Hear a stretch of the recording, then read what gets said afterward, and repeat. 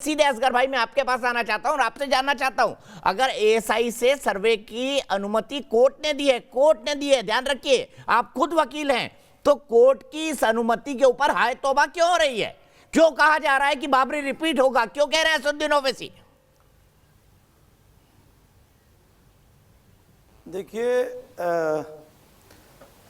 दीपक भाई, एक्चुअली वैसे तो पूरा ऑर्डर ही हम ये, चूंकि मैं वकील हूँ इसलिए आपसी बात कर रहा हूँ, अगर हम किसी ऑर्डर से संतुष्ट नहीं हैं तो हम उसकी अपील कर सकते हैं आगे कोर्ट में, अधिकार है वो, और लिहाजा ये कि हम आपको बताना चाहते हैं कि हम इस ऑर्डर से, वो हमारा अधिकार है और हम खुद भी ये चाहते हैं कि ये फैसले आस्था पे ना हो बल्कि कॉन्स्टिट्यूशन को फॉलो किया जाए इस मुल्क के।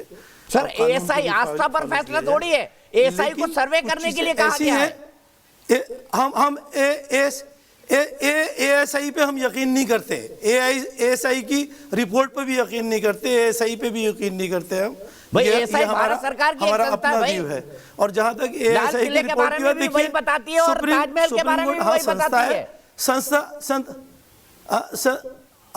लेकिन ये कि बहुत सारी चीजें जो हैं वो मैनिपुलेट हो जाती हैं, बहुत सारी चीजें सरकार के इशारों पे होती हैं। आप तो भारत सरकार पे भी यकीन नहीं करते, आप तो प्रधानमंत्री मोदी जी पे भी यकीन नहीं करते, और किस पर यकीन करते हैं ये बता दीजिए।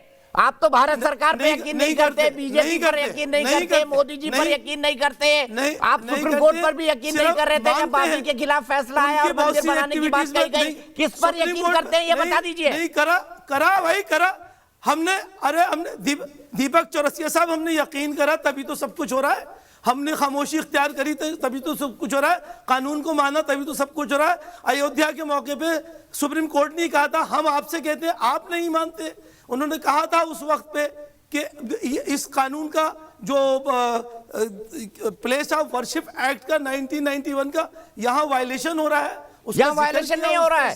ये देखिए जजमेंट की कॉपी मेरे पास है, उसका जजमेंट की कॉपी मेरे पास है और उसके दूसरे पेज में साफ लिखा हुआ है कि प्लेसेस ऑफ वर्शिप एक्ट 1991 के तहत ये मामला नहीं आता, तभी कोर्ट ने ये डिसीजन दिया, वरना कोर्ट ये डिसीजन नहीं दे पाता। ये देखिए पेज नंबर 2 पर, आप चाहें तो मैं पैराग्राफ पढ़ के सुना सकता हूं। इसी बात को अरे सुन लिए चौरसिया साहब, इसी बात को सुप्रीम कोर्ट ने कहा, इसी बात को सुप्रीम कोर्ट ने भी उस वक्त कहा कि इनकी इस रिपोर्ट के आधार पर फैसला नहीं माना जाएगा, उसके किसकी मिल्कियत है, मिल्कियत का फैसला इस बात पे नहीं किया जाएगा। तो हम इस उसमें जाने की जरूरत क्या है?